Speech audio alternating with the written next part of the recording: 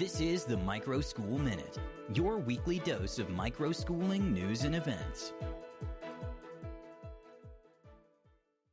In this week's edition of the Microschool Minute, the United States Department of Justice has issued a directive to ensure that schools respect parental rights around gender-related instruction. Attorney General Pamela Bondi's September 8th memo instructed federal attorneys to watch for cases where parents are denied opt-out rights or face retaliation for dissent.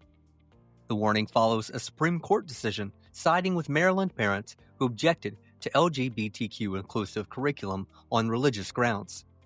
The memo cites a rise in abusive conduct by government actors against parents, contrasting with the Biden-era climate where educators often felt threatened by parent protest.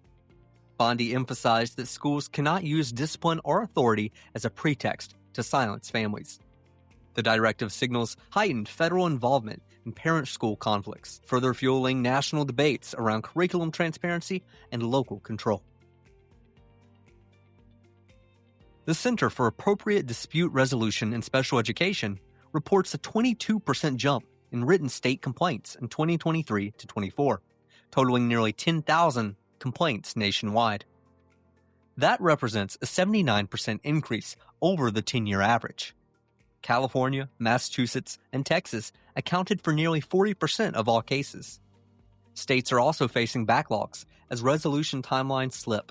Only 81% of complaints met the 60-day deadline, down from 92% historically. Advocates attribute the surge to shortages in special educators, strained district resources, and reduced federal capacity over after Office for Civil Rights staff cuts. Mediation remains one of the bright spots, with consistently high agreement rates between families and districts. Experts warn, however, that unresolved disputes can have direct negative impacts on students.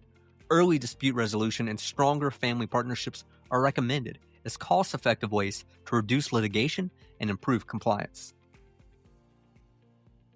Atlanta Public Schools is weighing 3 consolidation scenarios that could repurpose up to 17 schools, mostly elementary campuses, due to enrollment falling to 50,000 students in facilities built for 70,000. The district will hold public meetings before its Facilities Master Plan Task Force issues a final recommendation on October 9th.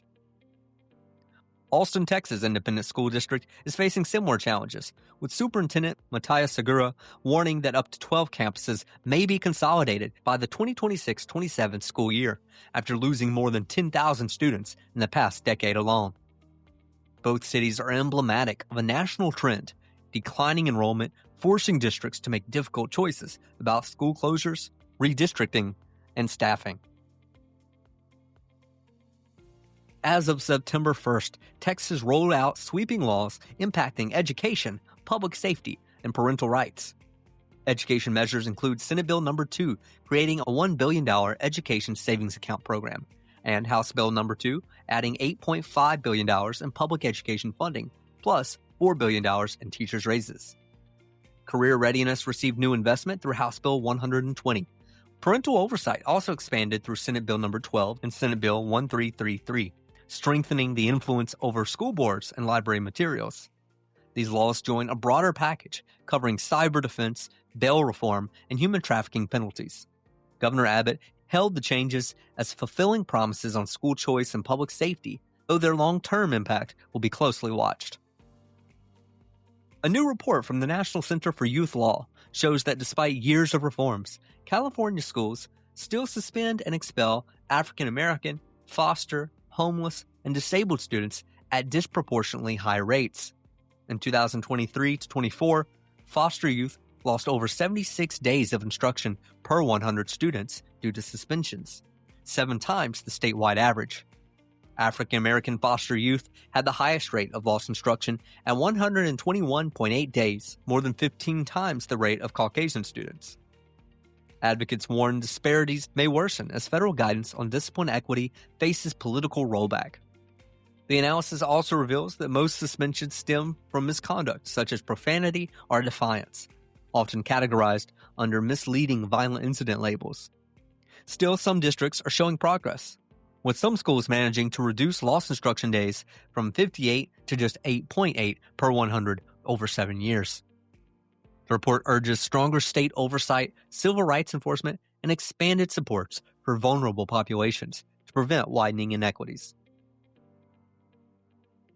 2 new sets of NAEP results confirm what many educators had feared.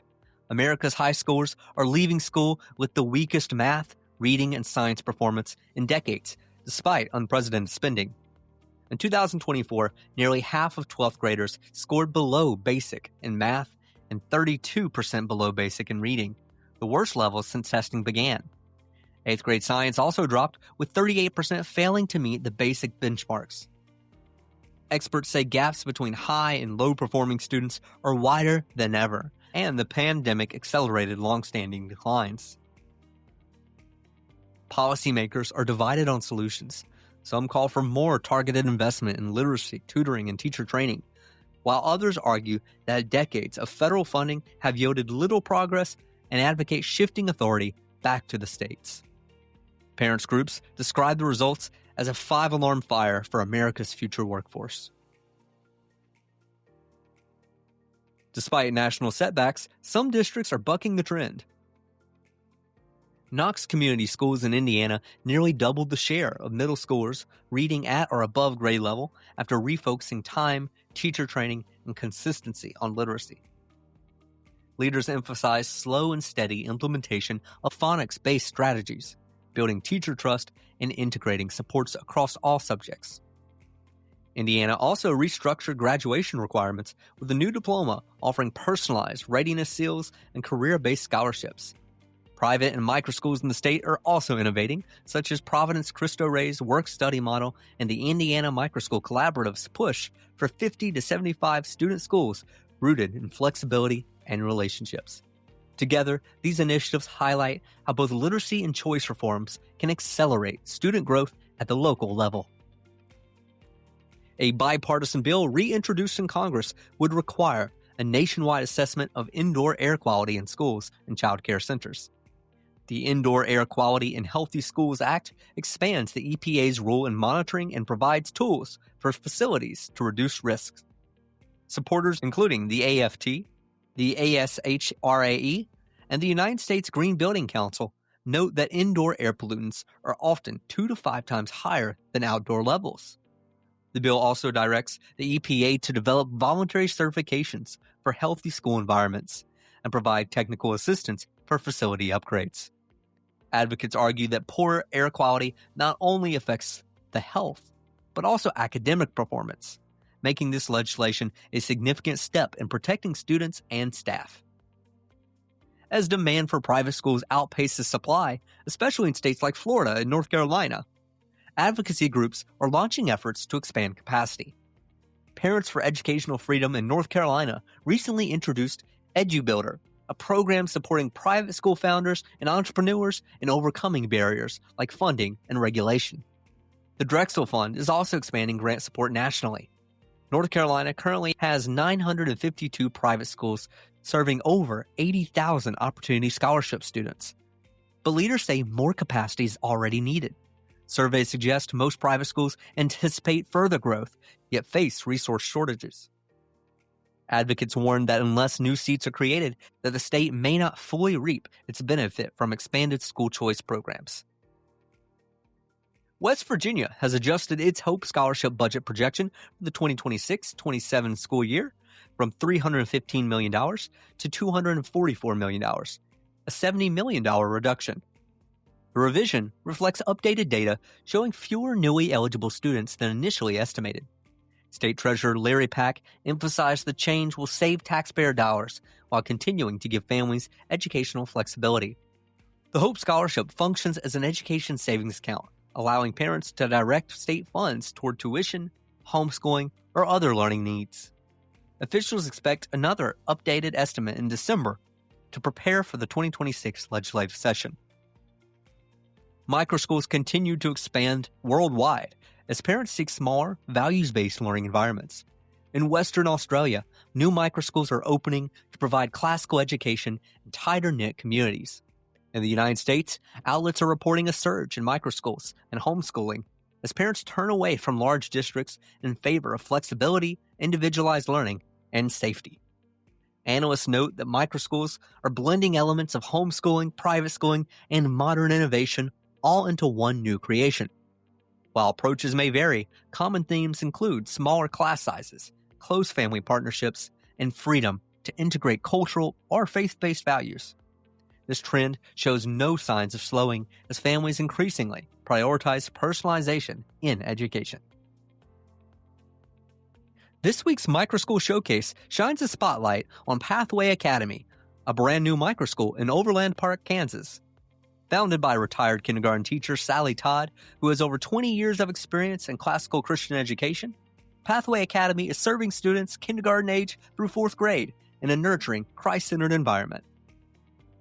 The microschool emphasizes individualized instruction, small class sizes, and strong academic foundations, with a mission to help children discover their God-given potential. Pathway Academy is designed to meet each child's learning style while fostering character development. Dodd, who previously co-founded a classical Christian school in 1995, hopes to create a safe, stress-free environment where students build both a love for learning and for their creator. Families in southern Overland Park looking for an alternative to traditional schooling are encouraged to reach out and explore enrollment options. If you know of a microschool or organization that deserves a shout-out, drop a line and let us know. Thank you for tuning in to the Microschool Minute, your weekly review of microschooling news and events. Don't forget to like and subscribe, and if you'd like to support us, consider leaving a review. Until next week, happy microschooling.